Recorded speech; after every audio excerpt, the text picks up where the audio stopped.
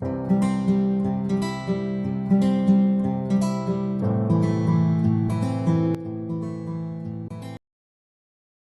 to lesson 4. We'll be talking about how to place new orders. How do I buy and sell in the financial market? When you open your chart, you can see this plus sign by the right hand side. If you are using a laptop, around this zone on your laptop, you will see new order. When you click on new order, it will bring out the same interface that will be brought out for me right now when I click on this plus here. This plus simply means new order. I'm going to click on it. Let's get in. So the moment you click on new order, this is the interface that will be brought out for you. You can see this. You can see sell. When you click on here, that means you are selling, meaning that you're anticipating that the price of gold is going to crash. When you click on buy, you mean that the price of gold is going to what? Shoot up. All right. But that is not the main thing. You don't just come and buy and sell. There are things here that we need to look at. Let's start from the first option. We see market execution here. There are basically two kinds of orders you can place. Number one order you can place is you can do market execution. And then secondly is you can go for what? Pending orders. Let me start with market execution. Market execution simply means instant execution. Instant execution. Instant. What this means is that if my menu is selected to be in market execution, the moment I click on buy or sell, what happens is that I am automatically launched into the market. My profits or loss starts counting immediately. That is market execution. In other words, instant execution. But when I go for pending order, if you go to your laptop, you will see two options: market execution and pending order. Pending order. Under pending orders, you will see 4 options. But if you come to your phone, the moment you click on this icon here, you will see the list of these 4 options instead of seeing pending order. But they are all, these other 4 options are grouped under pending order. What is a pending order? Pending order simply means that what you place sell and buy for a later time, not to be executed instantly. Now let me click on it. You can see here I have buy limit, sell limit, buy stop, and sell stop. Listen carefully. Let me show you how to use these 4 pending orders. What this means is that you have an advantage with this tool not to be in front of your screen all the time. For instance, let's assume that I am awaiting that the price of gold is going to come here inside this zone. I'm expecting the price of gold to come inside here, and I do not have the time to be watching. And what I'm expecting is that once the price of gold gets in here, that gold will continue buying. I'm using an example. This is what I'm expecting, that the price of gold comes into this zone and then I will start buying. You know what I will do? I will use the first option here. I will place a buy limit here at this price. I will find out what the price is. Let me say this is the exact price that I want to use. 1,850.74. I'm expecting that price comes all the way down here and then price start going up. That is my prediction. So what happens is that I will place a buy limit. And while placing a buy limit, the question that I will be asked will be at what price? Look at this. Let me click on it. Buy limit. You see the question?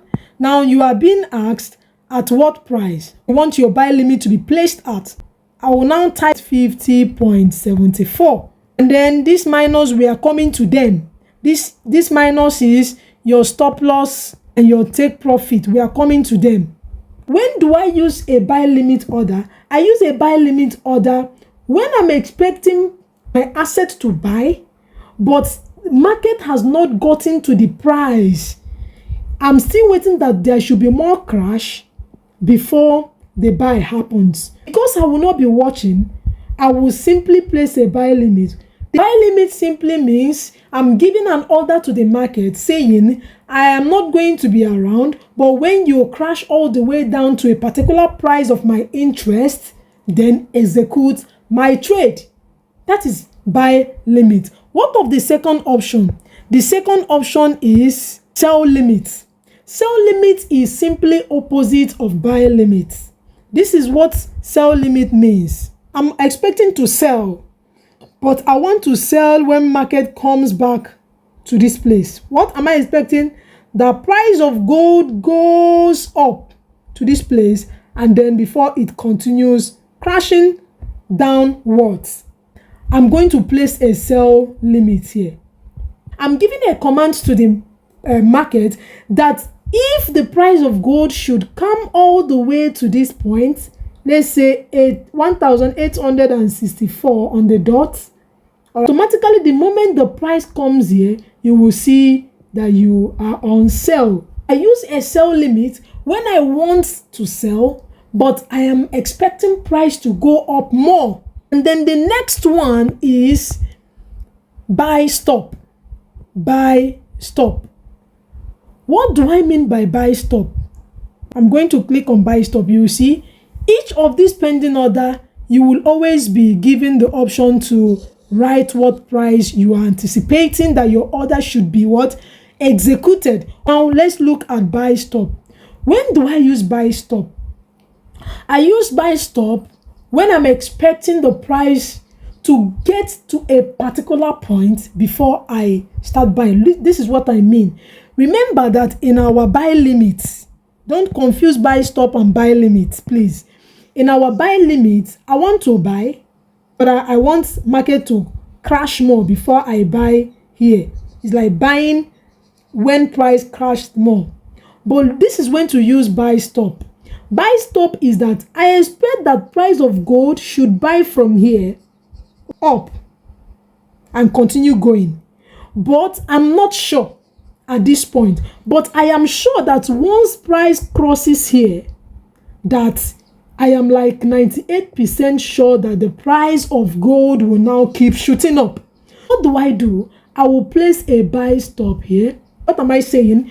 I'm giving an order to the market that I am not going to join you to buy to go up here. When you come all the way up here, then trigger my buy order so that I can now shoot up with you. You are joining a buy ride that is already happening, but you are not joining from the beginning. This is the beginning. You want to join halfway with a buy or a buy stop, because this is the level where you are sure your probability of winning is high at this point.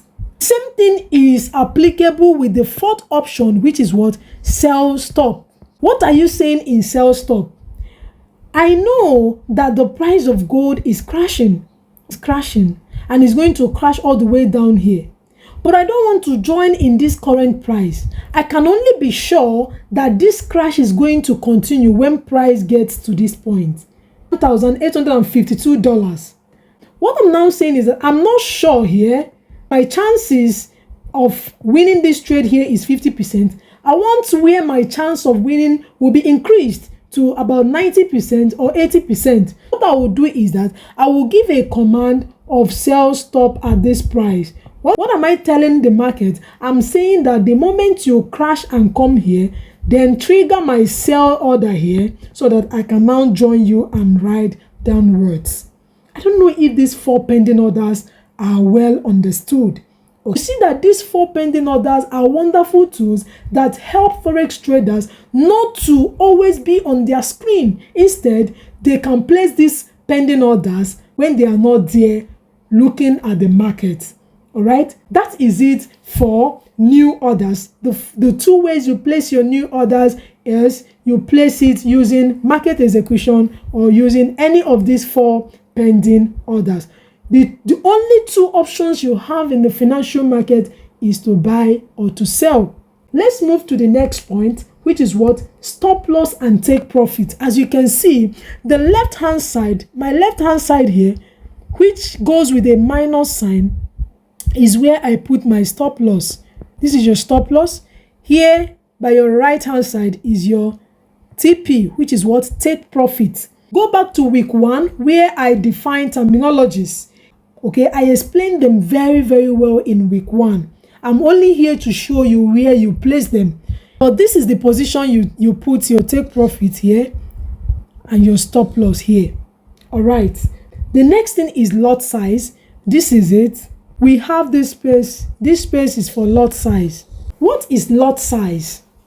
Lot size is simply the percentage of your capital that you are exposing.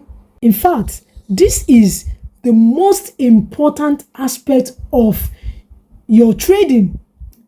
It represents your money management and risk management. We have different lot sizes starting from 0.01 to 0.02, 0.03, even 0.1, even 1. You keep increasing. If you put the minus, you are reducing. To say, if you want to place an order, you calculate what percentage of my capital do I want to risk. I will show you the calculator that you use in this calculation when the time comes. When you say I'm using 1% of my capital, you put it in the calculator will give you the appropriate lot size you should use. The reason people lose their capital in the Forex market or in the financial market is because they do not use the appropriate lot size. That is why I said that this is the most important aspect of trading, because it captures your risk management and money management. Please, after this week's class, we are going into analysis, we are going into money management, we are going into a lot of important things that you need to be successful in this financial market. I just want to do this because you have your demo account already, so you can play around with this zone. Just place new order, place any lot size of your choice for now, this for this week, so that you can have a feel of how the market works. But from next week, you will have a better understanding of what we are doing in the financial market. I'm going to teach you proper money management in the subsequent classes. We have our outline well planned out. So just follow me in the pace that I'm going. All right, that is it for lot size. And that is all we have for placing new order. You can see the note that is before your sell and buy button. They said, attention, the trade will be executed at market condition different from requested price may be significant. So these are the things that you need to fill up while placing your new order. Then you will see people that also place trades without putting stop loss. It is very disastrous to do so. Remember what I said in week 1 about stop loss. I said stop loss in a layman's understanding is simply your way of ensuring the order percentage of your capital. If you have said that you are going to be risking just 1%, using a stop loss is your way of ensuring the other 99% of your capital so that you don't lose them. Take note of it. Stop loss is a very important tool. Never ever trade without a stop loss. Let's move to the final lesson, lesson 5.